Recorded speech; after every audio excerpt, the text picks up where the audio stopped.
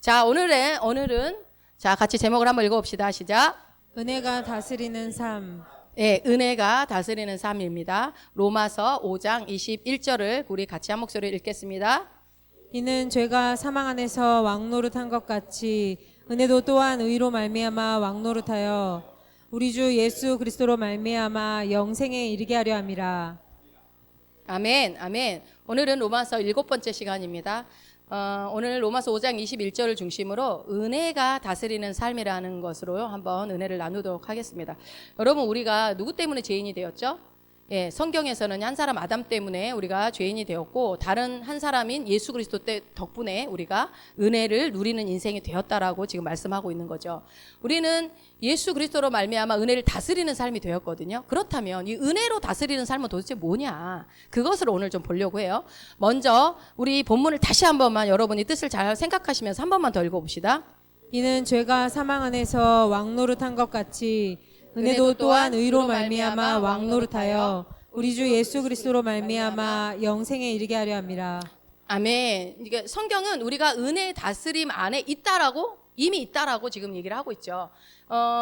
예수 믿기 전에는 죄와 사망의 법 아래서 우리가 그 죄와 사망의 법이라는 그 다스림 속에서 우리가 살았지만, 예수님이 오시고 난 뒤에 우리가 예수님을 믿게 되면서 무슨 법이 우리를 다스리죠? 생명의 성령의 법이, 죄와 사망의 법에서 해방되고 생명의 성령의 법에 우리가 다스림을 받는 삶이 되었습니다. 그것이 바로 지금 말하는 은혜의 다스림 가운데 있다라는 말과 같는 말입니다. 지금 제가 결론부터 말씀을 드리죠. 생명의 성령의 법 아래서 사는 것이 은혜의 다스림 가운데 사는 것과 같다. 우리 마태복음 이 9장 9절을 한번 읽어봅시다. 예수께서 그곳을 떠나 지나가시다가 마테라 하는 사람이 세관에 앉아 있는 것을 보시고 이르시되 나를 따르라 하시니 일어나 따르니라. 예, 은혜가 다스리는 삶을 보기 위해서 성경의 몇몇 인물을 좀 보도록 할 건데요. 누구가 나오죠? 예, 마태라는 사람이 나오죠. 지금 예수님이 마태를 부르는 장면이에요. 자, 마태를 보고서, 마태의 직업이 뭐죠? 세리였습니다. 세리인 마태를 보고 예수님이 야, 나 따라 이렇게 하니까 뭐 어떻게 했어요? 일어나 따랐다라고 일어나 따르니라 라고 바로 나와 있죠. 그리고 여기서 우리가 이게 세관이라고 제가 빨간 것이라 하는데, 세관에 앉아있다라는 것은 뭐냐면요, 이 세리라는, 우리가 많이 들어서 알지만 세리라는 직업은 그 당시 창녀보다도 못한 대접을 받았어요. 근데 그러니까 한마디로 쓰레기였어요. 쓰레기 인생. 그러니까 쓰레기 같은 대접을 받는 게 이게 세리였단 말이에요. 근데 알다시피 세리는 누구를 위해서 일했죠? 로마 정부를 위해서 일했어요. 그래서 세금을 떼서 로마 정부에 일정 세금을 내야 되는데, 다 주면 자기 남는 게 없잖아요. 그러면 최대한 많이 뜯어서 자기를 많이 남기고 달라는 대로 로마 정부에 주고 남은 건 다 내 거가 되는 거죠. 그래서 최대한 많은 돈을 걷어내는 게 이 세리들의 목적이었어요. 그런데 그러니까 우리 일제 강점기 때 매국노들라고 생각하면 돼요. 그러면 매국노들은 사람 취급 안 하잖아요. 쓰레기 취급을 하고 인간 대접 안 하죠. 그런 거랑 똑같이 지금 세리가 그랬단 말이에요. 그래서 세리는요, 당시에 회당에 들어갈 수 있었을까 없었을까요? 당연히 못 들어가죠. 회당에 들어갈 수도 없었고, 법정에서 증인으로도 설 수 없었어요. 길 가다가 누구 죽이는 장면을 보고 증인으로 내가 봤어도 그 사람이 세리가 봤다, 안 쳐줍니다. 아무리 두 눈을 똑바로 봤어도. 그렇게. 왜요? 쓰레기니까. 사람이 아니니까. 심지어 오히려 어떻게 해요? 개돼지 취급을 했습니다. 개돼지 취급. 근데 여기서 여러분, 또 세간에 앉아 있었다라는 말이 어떤 의미냐면요, 이 세간에 앉아 있었던 사람은요, 거의 모든 거에 세금을 부여할 수 있는 사람이었다라는 말과 같아요. 이게 무슨 말이냐면, 이제 마태는 왔다 갔다 하는 사람들한테 뭐를 받아요? 통행료를 받아요. 또 그리고요, 도로를 지나가면요, 도로 사용료를 받아요. 그 짐을 지고 가면요, 짐을 수색해가지고 뭐 이렇게 많이 들어있으면 뺏을 수 있어요. 거기다 세금을 부여해요. 누가 그랬다고요? 마태는 그래서 세관에 앉은 사람이었기 때문에 자기 눈에 띄는 거는 다 세금을 자기가 마음대로 부여할 수 있는 사람이었다. 그러면은 그 세관에 앉은 사람은 욕을 얼마나 먹을까요? 엄청나게 먹겠죠. 그래서 당시의 세리들은 자기가 거기 안 앉았대요.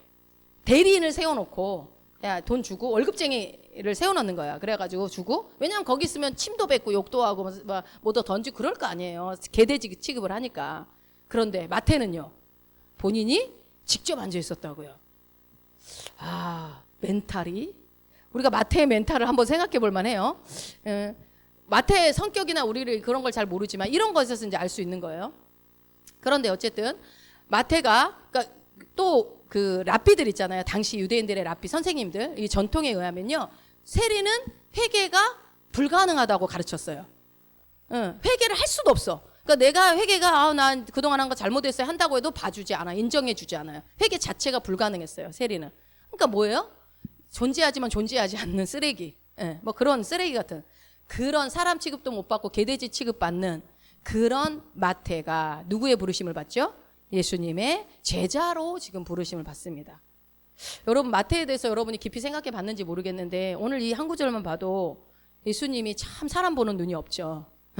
사람 보는 눈이 참 없어서 저 같은 사람들 이렇게 세워놨어요. 어쨌든 그렇게 불렀어요, 마태를. 이런 사람을 보면서 우리는 도덕적인 생각을 먼저 해요. 어떻게 해요? 마태가 예수님이 마태 보러 야, 날 따라와, 내 제자가 되게 하겠어 라고 했을 때 우리의 도덕적인 생각은 어떻게 해요? 마태가 어떻게 말을 해야 되는 거예요? 선생님, 저는 자격이 없습니다. 보시다시피 저는 세리라는 직업을 가졌기 때문에 세간에 앉아서 사람들한테 욕도 많이 먹고 질이 아주 나쁜 사람입니다. 그러므로 저는 예수님의 제자가 될 자격도 없고 저는 죄인 중에 괴수입니다. 그러니 다른 사람을 제자로 삼는 것이 예수님의 명예에 훨씬 좋을 것 같습니다 라고 말을 해야죠. 그래야지. 안 그래요? 마태 주제, 세리 주제 어디서 감히 바로 따라가요? 회개도 안 되는 사람인데. 그죠? 그렇게라고 생각을 하고 그게 우리는 도덕적으로 바른 태도라고 생각을 해요. 여러분 왜 제가 도덕적이라는 얘기를 하냐면 그런 사고를 가지고 성경을 보면 성경이 안 풀리는 게 너무 많거든요. 자, 성경은요, 근데 뭐라고 그러냐면 그렇게 해야 된다라고 생각하는 우리의 일반적인 상식과 도덕적인 생각을 뛰어넘고 뭐라고 그래요? 오히려 주님의 은혜를 거부하는 것을 교만이라고 합니다.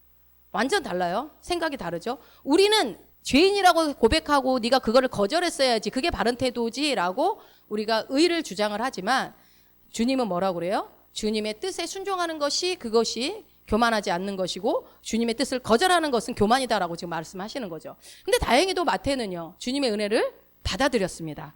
다행이죠. 즉 뭐예요? 은혜가 자신을 다스리도록 허용한 거예요. 은혜가 자기를 다스리도록 그 은혜를 취한 것입니다. 그러니까 마태가 아마도, 이건 제 생각입니다. 아마도 개돼지 취급을 받는데 사람이 아무리 돈을 많아도 거기서 행복을 못 얻잖아요, 우리가. 아마도 정말 이곳에서 벗어나고 싶다. 어쩌면 멘탈이 좋아서 앉아있을 수도 있지만 어느 게 생각을 하면 그냥 어차피 막장 인생 내가 그냥 돈이라도 많이 벌자 하면서 그냥 거기서 침뱉음을 하면 받고 그냥 그렇게 하루하루 별 소망 없이 살지 않았을까? 왜냐하면 마태복음을 쓴 이런 것들을 보면 마태가 그렇게 생각 없는 사람이 아니거든요. 그런 그 마태의 마음을 보시고 주님이 부르셨겠죠. 뭔가 내가 죽든지 여기서 이렇게 살다 가든지 어떤 그런 소망 없는 삶을 살고 있는 그 마태에게 예수님은 찾아가셔서 은혜를 베푸시죠. 근데 마태는 주님의 은혜를 받아들입니다. 근데요, 이제 자기 자신이 어떤 사람인지 마태는 주목하지 않았다는 것이 중요한 거예요. 그러니까 여러분, 주님이 우리한테 뭔가를 부르시고 얘기를 하실 때 우리는 항상 내 자신을 먼저 봐요. 야, 내가 너를 쓸 거야. 그러면 저부터도 야, 나 같은 사람이 어떻게 해? 이러면서 항상 나를 먼저 봐요. 모세도 그랬죠. 예. 우리 인간이 원래 그래요. 자신의 자격이나 나의 어떠함을 자꾸 본단 말이에요. 그런데 마태는 오직 자기를 부르신 예수님을 바라봤고 그 예수님이 주시는 그 은혜를 믿음으로 취한 것입니다. 여러분, 이것이 은혜로 다스림을 받는 삶을 사는 사람의 모습이에요. 여러분은 그러십니까? 상당 부분 우리가 그렇지 않아요. 굉장히 윤리 도덕적으로 움직여요. 자, 또 한 사람 봐볼까요? 누가복음 15장에는 탕자의 비유가 나오는데요. 말씀을 보기 전에 여러분, 탕자에 대해서 너무 둘째 아들 얘기죠. 탕자가 아버지가 돌아가시기 전에 유산을 나눠달라고 요청을 합니다. 당시에 여러분, 아버지가 살았을 때 유산을 갖고 가면 그 자리에서 죽여도 됩니다. 그런데 아주 과감하게 용감하게, 평소에도 아버지가 좋은 분이었던 것 같아요. 그래서 유산을 나눠가지고 나가죠. 그래가지고 다 탕진해서 써버려요.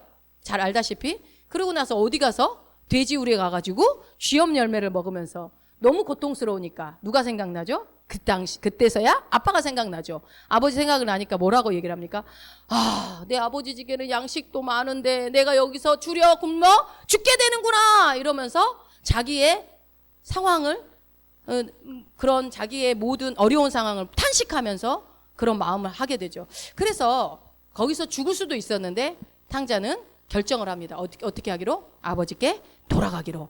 이제 사실은 배고파서 죽을 것 같으니까 아버지한테 맞아 죽든지 여기서 굶어 죽든지 매한 가지니까 그냥 차라리 가서 아버지한테 한번 가보자. 아마 그런 심상이지 않았을까 싶어요.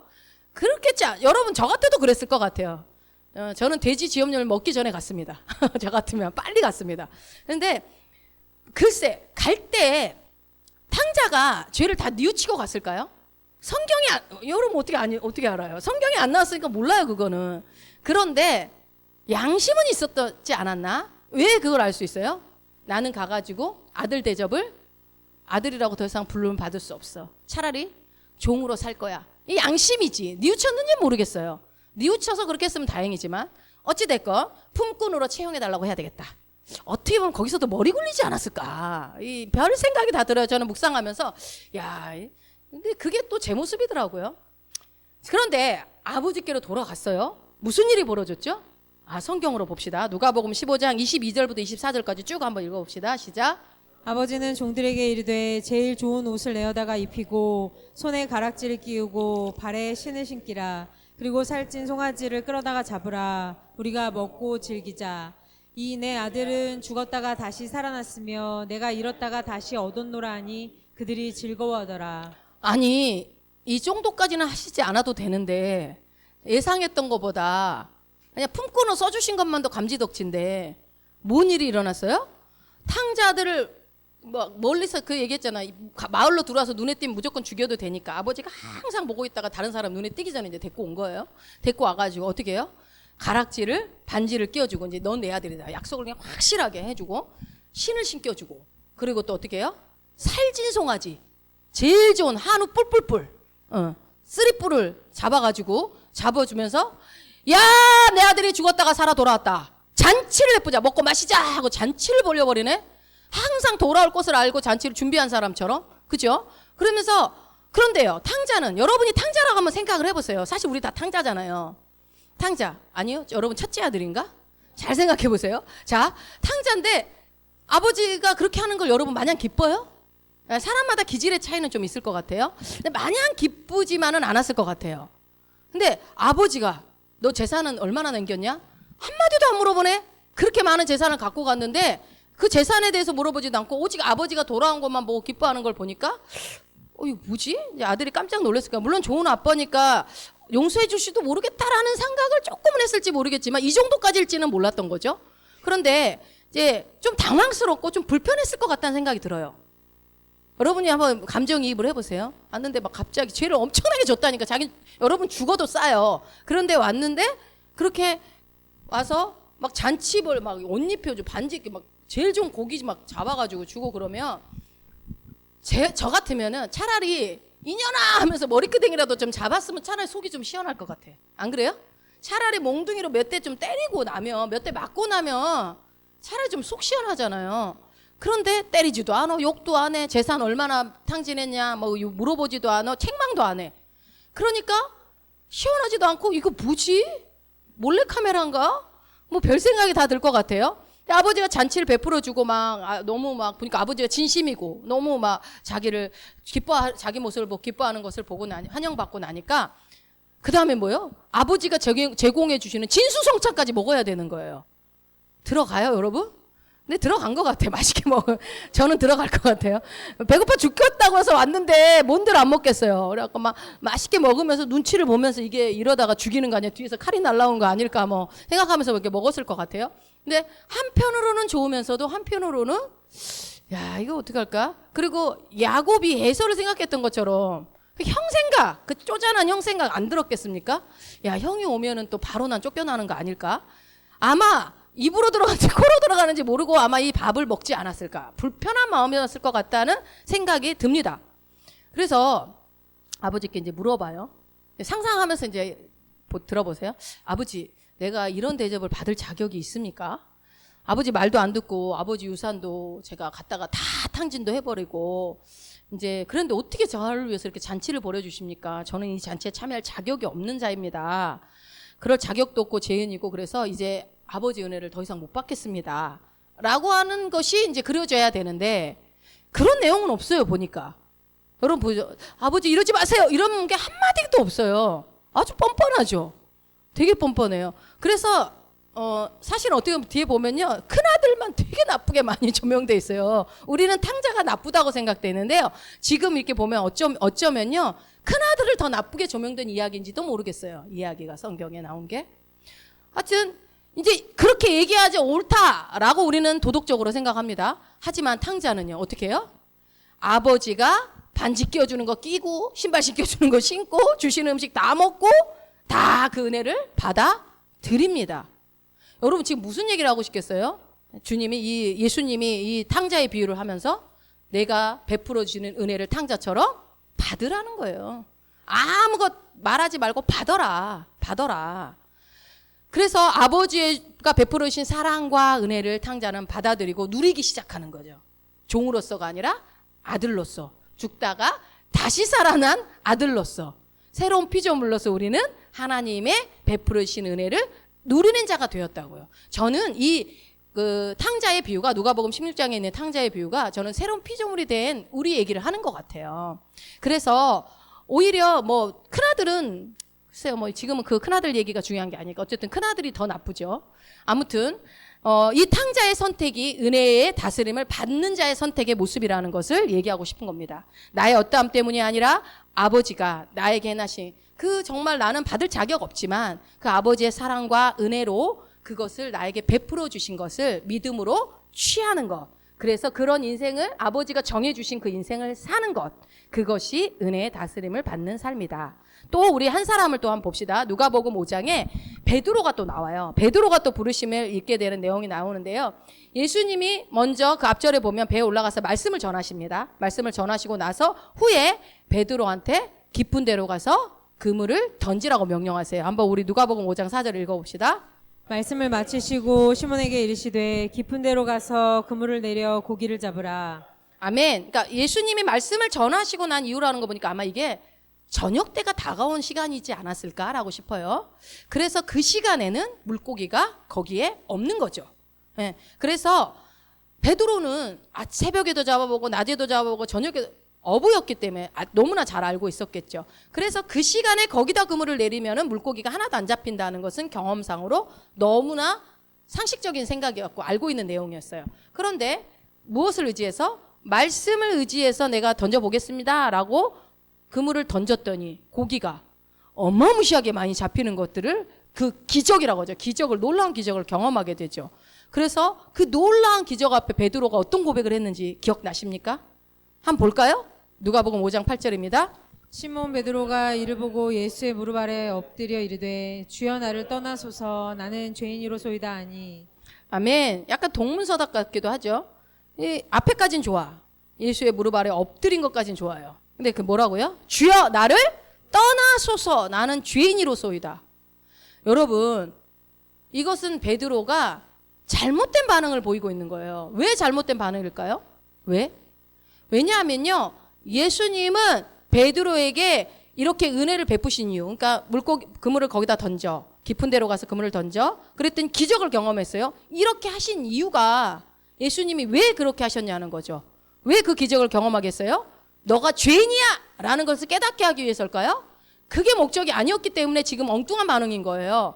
예수님은 베드로에게서 네가 죄인이라는 고백을 듣고 싶어서 그 기적을 보인 게 아니라고요. 뭐예요? 예수님이 이렇게 베드로가 이렇게 고백하고 나니까 예수님이 하신 말을 보면 알 수 있죠. 누가복음 5장 10절을 봅니다. 세베대의 아들로서 시몬의 동업자인 야고보와 요한도 놀랐습니다. 예수께서 시몬에게 이르시되 무서워하지 말라 이제 후로는 내가 사람을 취하리라 하시니. 아멘. 방금 전에 했던 베드로의 대답도 동문서답 같고 예수님도 동문서답 같고 지금 둘이 얘기하는 게 그렇죠? 떠나서서 그런데 내가 너를 이제는 어떻게 한대요?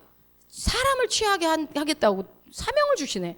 그러니까 결국은 뭐 예수님의 목적은 물고기를 많이 잡게 하는 것이 베드로의 앞으로의 모습이었죠. 이렇게 물고기를 많이 잡는 것처럼 네가 사람을 이렇게 많이 예수께로 돌아오게 하는 그러한 사람이 그러니까 사도가 될 거라는 것을 지금 예언하시는 거죠. 그러니까 결국 뭡니까? 베드로를 사도로서 제자로서 부르시는 시간인 거예요. 그래서 그 기적을 보이셨다고요. 근데 그거를 모르니까 베드로는 뭘 엉뚱한 결론을 가지고 예수님 앞에 나와가지고 뭐라고 그래요? 나를 떠나달라고 그러는 거죠. 나는 죄인이라고. 그러니까 우리가요 예수 그리스도의 마음을 모르면 베드로처럼 마음을 보지 못하면요 둘 중에 하나를 봐요. 예수님의 마음을 보든지 나의 연약함을 보든지. 그러니까 예수님의 마음을 보지 못하니까 베드로가 자신의 연약함만 보고서 엉뚱한 대답을 하는 거죠. 예수님의 어떤 목적으로 왜 이런 일을 하셨을까? 왜 나한테 이렇게 하실까? 라는 것을 물어봐. 예수님 어떻게 이렇게 하신 거예요? 이거 뭐예요? 왜 그런 거예요? 막 이렇게 물어본 것도 아니고 그저 보니까 깜짝 놀라가지고 자기가 막 순간 근데 그 또 이해는 가. 우리가 예수님 앞에 가면 막 얼마나 막 내 죄가 생각나겠어요. 그 죄가 하나도 없으신 분 앞에 가면 막 부끄럽고 막 미안하고 그러겠죠. 이해는 가지만 어쨌든 바른 반응은 아니었다. 그렇다면 베드로의 바른 고백은 뭘까요, 여러분? 바른 고백은 나를 떠나소서가 아니라 예수님이 함께라면 무엇이든지 가능합니다. 이제 내가 주님의 은혜의 다스림을 받기 원합니다. 그렇게 살기를 원합니다. 이렇게 얘기했어야죠. 네. 여러분 우리가 죄를 많이 짓잖아요. 어저께도 죄를 지었을 거예요. 아마 우리가 많은 죄를 짓고 살아요. 그런데 죄의 삭은 사망이라고 성경에 나와 있는데 우리는 안 죽고 지금도 살아있잖아요. 그건 우리하고 상관이 없기 때문인 거죠. 죄의 삭은 당연히 사망이 맞습니다. 근데 우리는 더 이상 죄 때문에 사망의 종로를 할 필요가 없게 되었죠. 그래서 아직까지 여러분 살아계신 거예요. 죄를 지어도. 자, 그런 것처럼 여러분 우리가 이 바른 고백, 믿음의 바른 고백을 하는 거예요. 바른 고백. 주님은 우리 삶에 일어나는 일들을 통해서 당신의 은혜를 부어주시기를 원한단 말이에요. 우리의 죄를 자꾸 들여다보면서 거기에 빠져서 나는 이러니까 주님 나한테 이런 거 나는 받을 자격이 못해. 이 말하는 거 되게 겸손한 것처럼 보이고 굉장히 뭐 마음이 뭐 선한 것처럼 보일는지 모르겠지만 주님은 우리를 이제는 그렇게 보지 않습니다. 여러분 우리는 새 언약의 백성이고 이제 우리는 예수 그리스도 안에서 완전히 재창조된 하나님의 자녀가 되었기 때문에 이제는 이전의 삶으로 이전의 것들을 가지고 자꾸 와서 얘기할 필요가 없어요. 어떻게 해야 돼요? 이미 나에게 부어주신 은혜들을 누리는 것이 어떤 걸까? 이거를 고민해야 된다고요.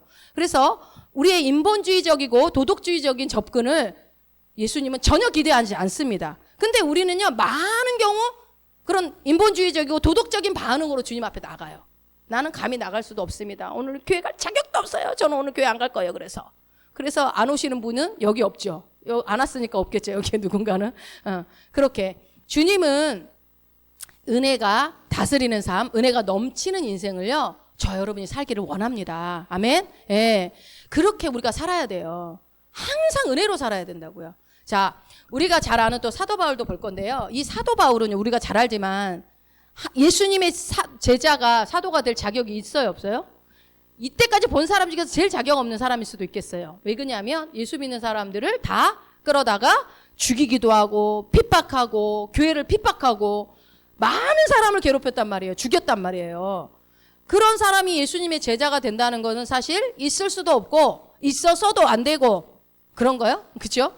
이 말이 안 되는 일입니다. 이건 불가능한 일이에요, 사실은. 여러분 이렇게 불가능한 사람들이 지금 계속 나오고 있죠. 그게 누구 얘기예요? 불가능한 저와 여러분의 얘기예요. 불가능한 사람이 여기 서 있잖아요. 불가능한 사람이. 자, 그래서 사도 바울이 그렇게 될 수가 없는 그 불가능한 일이 일어났단 말이에요. 그러나 주님은요 우리 생각과 아주 달라요. 그래서 바울을 심지어 막 예수 믿는 사람을 잡으러 막 자기가 스스로 막 제사장한테 허락 받아갖고 막 스스로 막 힘있게 가고 있는 그 사람 앞에 나타나가지고 바울에게 은혜를 베푸시죠. 예수님이. 바울은요 그래서 어떻게 해요? 죄인이로서이다 하세요 이러지 않고 그 은혜를 다스림을 받아들입니다. 3일 동안 눈이 안 보이게 될 동안에 아마도 그런 생각들을 하지 않았을까, 깊은 회개의 시간들을 갖지 않았을까 싶습니다. 아마 그러려고 아마 눈을 가려주지 않았나 싶기도 해요. 이건 제 생각입니다. 성경에 안 나와 있으니까. 아무튼 그래서 사도로서의 삶을 살아가게 되죠. 그런 그가 고린도 전서 15장 10절에서 어떤 고백을 하는지 한번 읽어봅시다. 그러나 내가 나 된 것은 하나님의 은혜로 된 것이니 내게 주신 그의 은혜가 헛되지 아니하여 내가 모든 사도보다 더 많이 수고하였으나 내가 한 것이 아니요 오직 나와 함께 하신 하나님의 은혜로라. 아멘. 나의 나 된 것은 하나님의 은혜입니다. 라고 지금 고백하는 거죠. 그리고 사도들보다 그 어떤 사도들보다 내가 많은 수고를 했는데, 그쵸? 죽을 뻔한 고비를 얼마나 많이 넘겼고, 정말 그 신약 성경에 히브리서까지 포함하면 14권을 쓴 사람이에요. 이 엄청난 이분이 이 바울이 뭐라고 그래요? 내가 이렇게 많이 수고를 했지만 그것도 다 뭐예요? 하나님의 은혜다. 자기 공로 하나도 없다라고 지금 얘기를 하고 있습니다. 여기서 여러분 은혜라는 말을 제가 예전에 한번 말씀드렸는데, 은혜가 헬라어로 뭐냐면요, 카리스입니다. 카리스. 그래서 카리스마가 여기서 나오는 거예요. 카리스. 카리스에 또 다른 뜻이 있어요.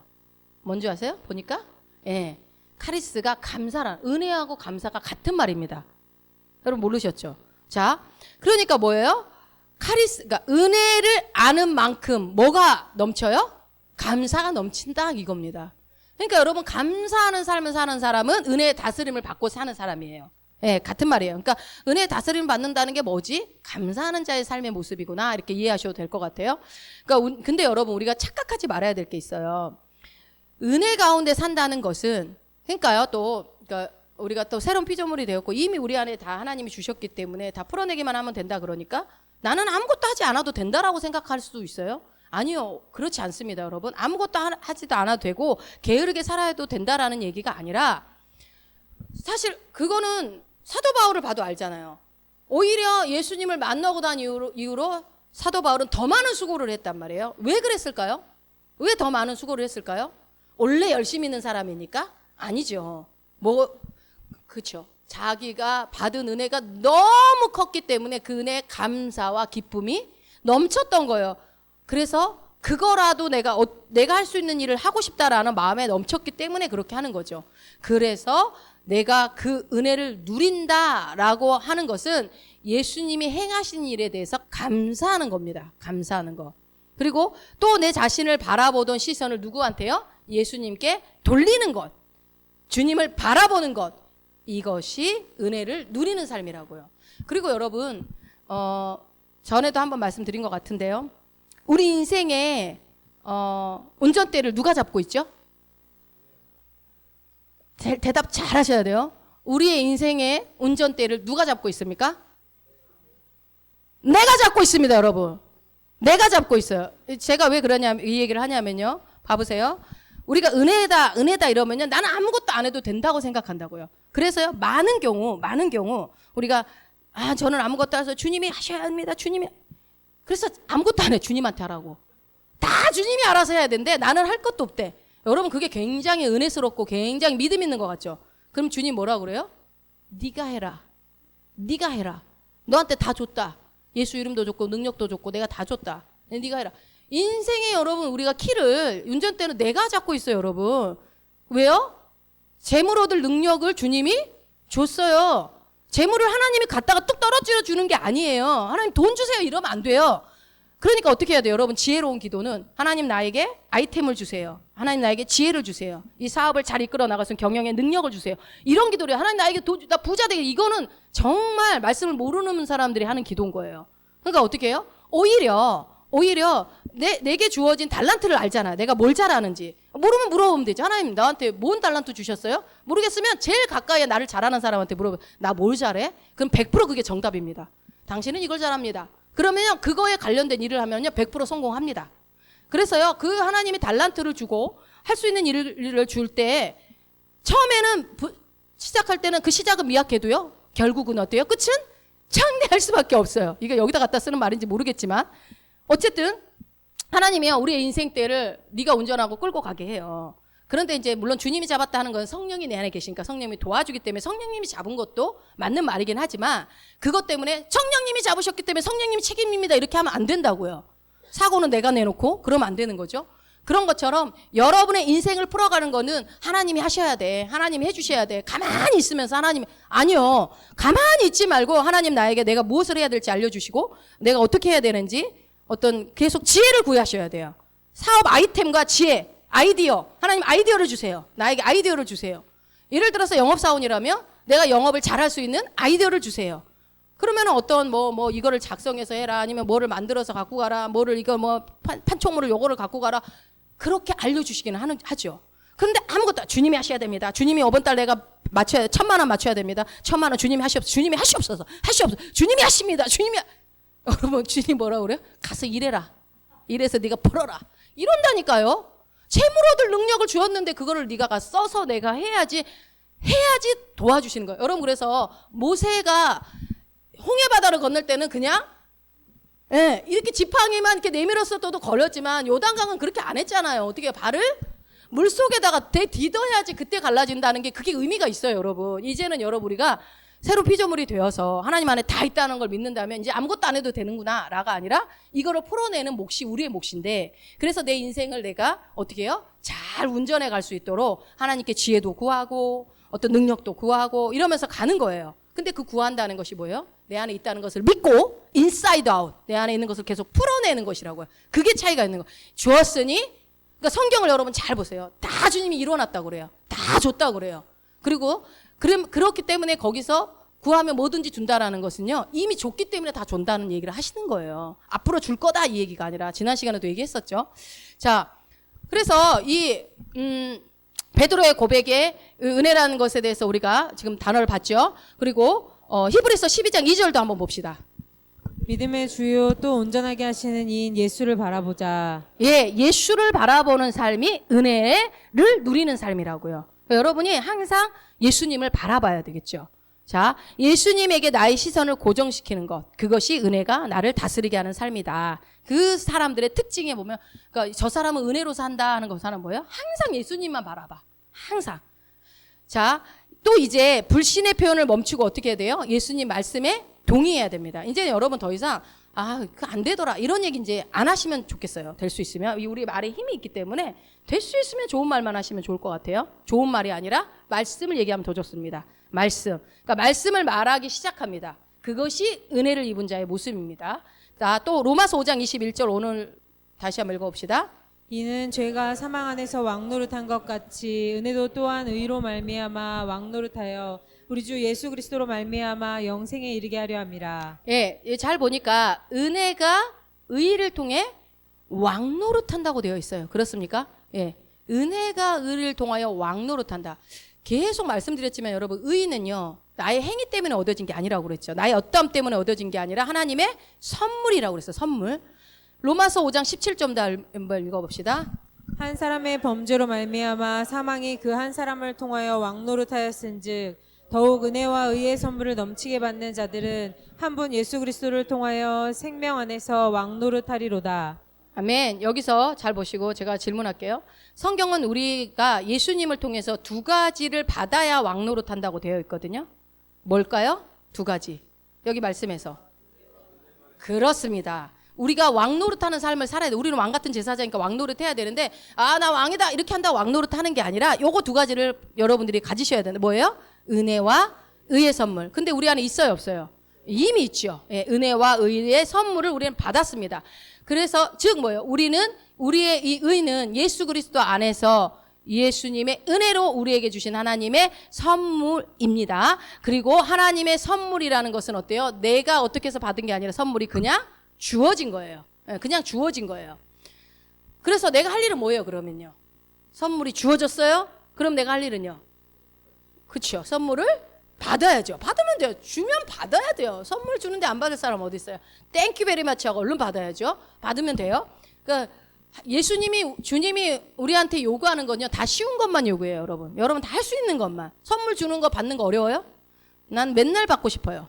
이렇게 주면 받으면 돼요. 그래서 여러분 안에 예수님의 의로움의 선물을 받으셨습니까? 왜 아멘 안 하세요? 예수님의 의로움의 선물로 받으셨어요? 예. 그렇다면 여러분은 예수님의 의로움이 여러분의 의로움이고요. 여러분은 생명 안에서 왕노릇하는 자가 되었습니다. 예. 내 안에 의가 있다. 예수님의 의가 있다라고 믿는 사람은요, 어떻게 해요? 예수 그리스도의 생명 안에서 왕노릇한다고요. 지금 성경은 여러분이 왕노릇 해야 되는 존재다라고 지금 알려주고 있어요. 왕노릇 좀 하고 사셨습니까? 왕노릇은 뭐예요? 지배하고 통치하고 다스리는, 태초에 아담이 에덴 동산을 다스렸던 것처럼 우리가 이 땅에서 이제는 지배하고 통치하고 다스리는 삶을 살게 되었다라고 지금 알려주고 있는 거예요, 바울이. 자, 고린도전서 1장 30절 한번 읽어봅시다. 너희는 하나님으로부터 나서 예수 그리스도 안에 있고 예수는 하나님으로부터 나와서 우리에게 지혜와 의로움과 거룩함과 구원함이 되셨으니. 아멘. 이 고린도전서 1장 30절도 지긋지긋하게 읽습니다, 지금. 예수님이 우리의 뭐가 됐다고요? 지혜와 의로움과 거룩함과 구원함이 되셨다고요. 그분이 그러니까 내 안에 들어오셔서 나에게 지혜도 주시고 의로움도 주시고 거룩함도 주시고 구원함도 주셨다. 다 줬다. 그러니까 예수님이 내 안에 있다는 건 우리가 다 받았다는 얘기야. 다 받았다. 여러분 의인이신가요? 어떻게 의인이 되셨어요? 여러분 행위 때문이? 아니죠. 믿음으로 받은 거죠. 은혜로 받은 거죠. 그리고 이것을 이제는 누리셔야 합니다. 누리는 자가 되었어요. 그러면 여러분 우리 은혜가 나를 다스리고 은혜 아래 머무는 삶을 원하십니까? 예, 그렇다면 은혜와 의의 선물을 믿음으로 아멘하고 받으십시오. 받았다고 인정하십시오. 예, 이것을 믿음으로 받은 자만이, 그걸 인정하는 자만이 혜택을 누립니다. 아무리 여러분 좋은 말씀이 주어졌어도요, 그것을 아멘 해야지만이 그 혜택이 나한테 풀어진다고요. 절대로 여러분 그냥 가만히 있는 사람한테 혜택이 풀어지진 않아요. 우는 아이한테 젖을 준다는 말이 왜 성경에는 기록이 되어 있을까요? 예, 구하라 그러면 주신다 했으니까 그거 똑같은 말이죠. 자, 많은 사람들이요, 근데 자신이 스스로, 여러분 한번 질문 하나 더 해야 되겠구나. 여러분이 어떻게 해서 죄인이 되었다고요? 여러분 어떻게 해서 죄인이 되었어요? 에? 여러분 죄 지어가지고 죄인 되셨어요?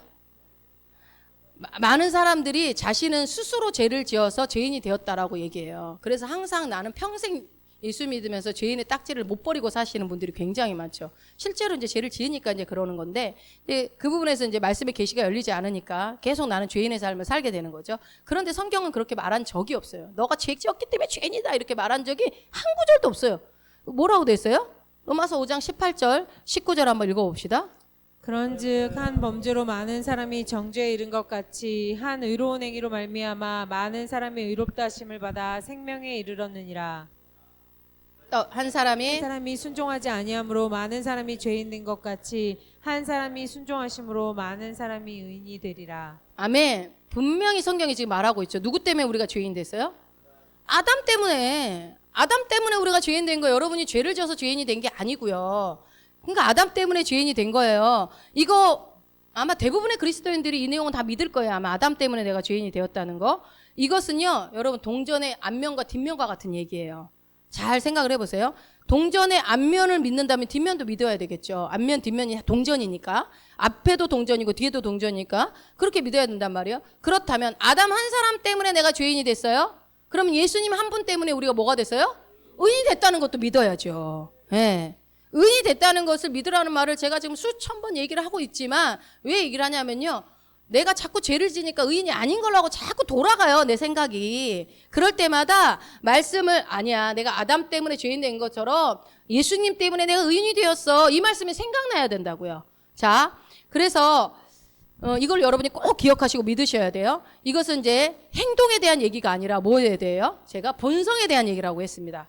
죄 얘기하면 자꾸 우리가 행동으로 풀어내는데 본성에 대한 얘기라고. 본성. 즉 내가 아담의 자손일 때, 여러분, 내가 죄인이었을 때 아무리 착한 일을 해도 죄인은 죄인입니다. 마찬가지로 내가 예수님을 믿고 의롭게 되어 난 뒤에는 내가 설사 죄를 지어도 여전히 의인이라고요. 이것은 뭐라고요? 행동에 대한 얘기가 아니라 본성에 대한 얘기라고요. 그러니까 본성이 안 바뀌는. 그러니까 여러분 자꾸 본성하고 행동하고 헷갈리지 마세요. 나 죄 짓는데 자꾸 저렇게 말한다고 내가 의인 되냐 이러면요, 제가 지금 행동에 대한 얘기를 하는 게 아니라고 했잖아요. 본성. 한 번 나비는 끝까지 나비. 쓰레기통에 앉아도 나비. 예. 이렇게 나비를 생각하시면 이해가 빠르겠죠? 그렇게. 그래서 예수 믿는 우리는요, 나의 본성이 어떤 본성이라고 그랬어요? 의의 본성. 의의 본성으로 변화되었다는 것을 확실히 믿으셔야 됩니다. 아멘? 여러분, 의의 본성이 좀 어려운가요? 의의 본성이 뭐라고 그랬어요, 여러분? 의의 본성은 하나님 앞에 정죄감이나 죄책감 없이 담대하게 나갈 수 있는 거. 이게 의라고요.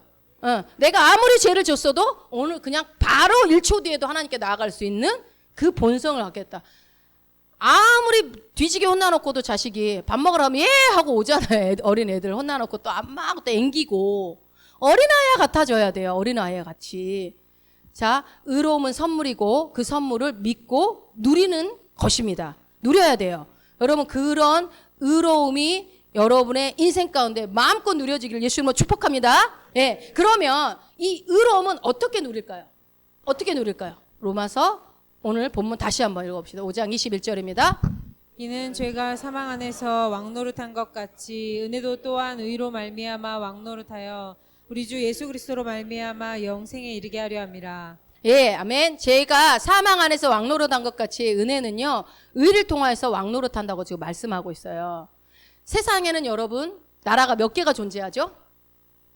세상에는 나라가 몇 개가 존재하죠? 2개만 존재합니다. 2개. 2개만.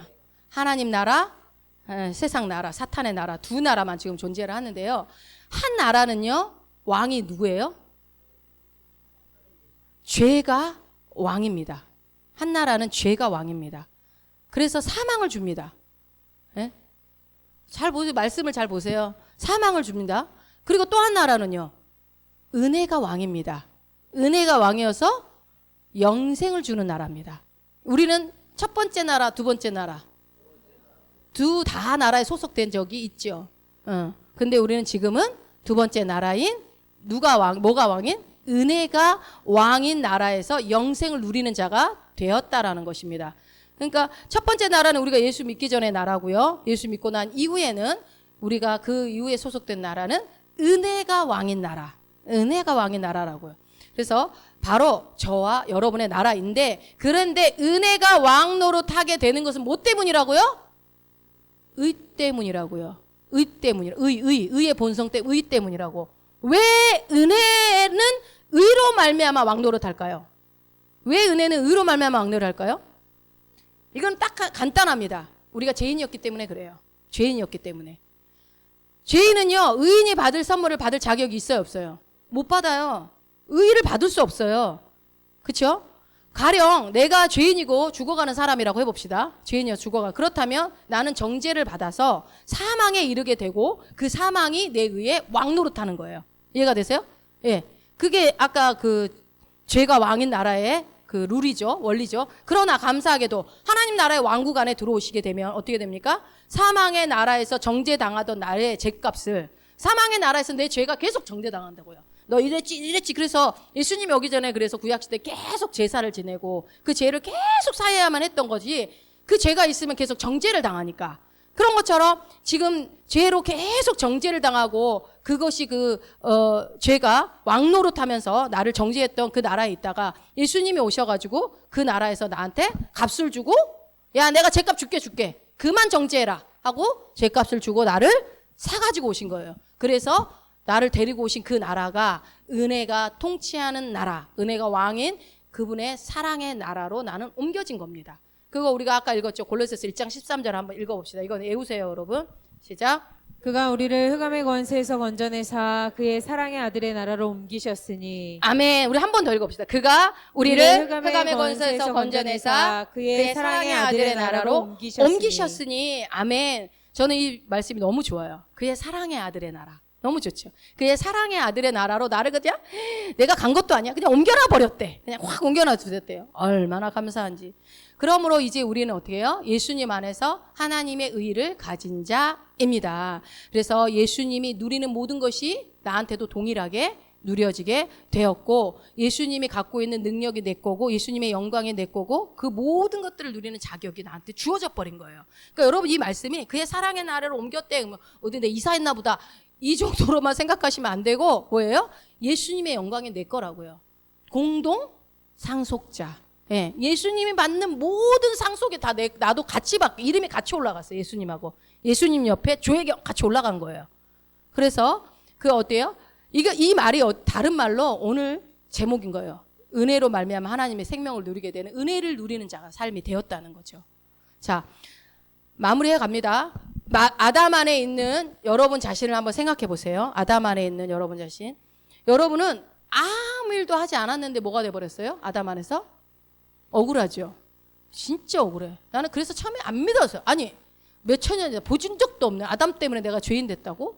그래도 나 그렇게까지 죄인이라고 막 낙인 찍힐 정도의 삶을 안 산 것 같은데 이게 안 믿어지더라고요. 저는 아담 때문에 죄인 됐다고 한 게 안 믿어지니까 예수님 때문에 구원받았다는 것도 안 믿어져. 저는 몇 년 동안 안 믿어서 고민했어요. 솔직히 말해서. 근데 이제 성령이 오시고 그러니까 이제 깨달아지고 말씀을 계속 반복도 교회를 안 떠나니까 이제 믿게 되어진 거기 때문에 여러분 붙어있기만 하면 믿음은 생겨요. 걱정하지 않으셔도 돼요. 끝까지 붙어만 있으세요. 그래서 이렇게 아무 일도 하지 않았는데 죄인이 된 것처럼 이제 그리스도 안에서 여러분 한번 생각해 보시라고요. 여러분 역시 아무 일도 안 했는데 뭐가 됐어요? 의인이라고 선포되었다고요. 그러니 여러분 얼마나 좋아요. 죄인이었을 때 기분 나쁜 것보다 그 이상으로 너무 좋잖아요. 한 사람 아담 때문에 죽게 되었지만 이제 한 사람 예수님 덕분에 우리는 영원히 어떻게 돼요? 살게 됐다고요. 영생을 누리게 됐다고요. 은혜가 왕노릇하는 곳에서는 영생이 선물로 주어집니다. 이것이 은혜입니다, 여러분. 예, 그러므로 우리가 할 일은 뭘까요? 감사밖에 없어요. 그래서 감사밖에 없는 거예요. 감사해야지 감사 한다고 되는 게 아니라 이거를 생각을 하면 감사가 저절로 될 수밖에 없는 거죠.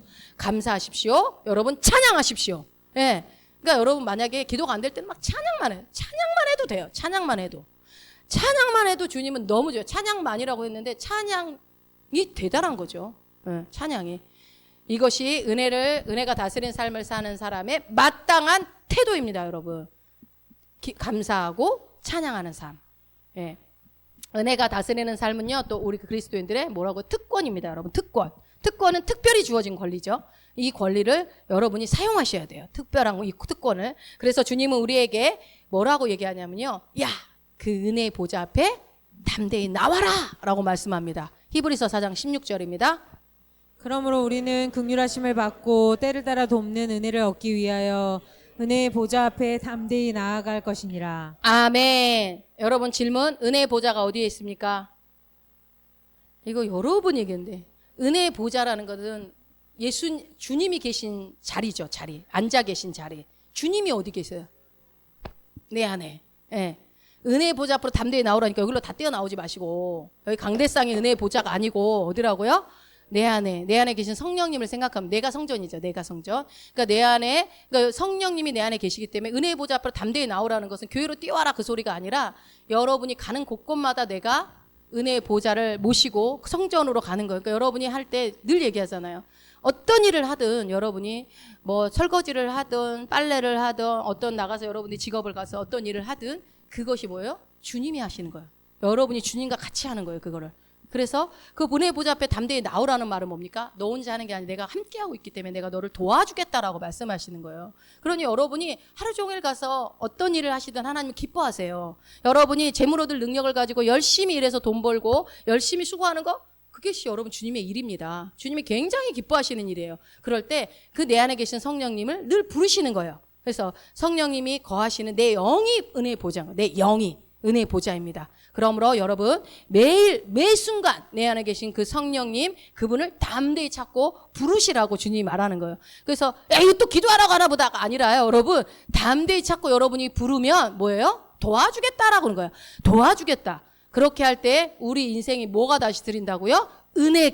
은혜가 여러분이 성령님을 부르면 그때 은혜가 풀어지는 거예요. 그냥 풀어지는 게 아니에요. 은혜를 우리는 받은 자지만 성령님이 내 안에 계십니다. 성령님이 나와 함께 하십니다라고 말을 할 때 그 은혜가 풀어진다고요. 그래서 여러분이 담대히 성령님을 찾고 부르실 때에 여러분의 인생을 은혜가 통치하고 다스릴 것이며 내 평생에 여러분의 평생에 내 안에 계신 성령님으로 말미암아 은혜를 더하는 인생이 될 것을 예수 이름으로 축원드립니다. 아멘.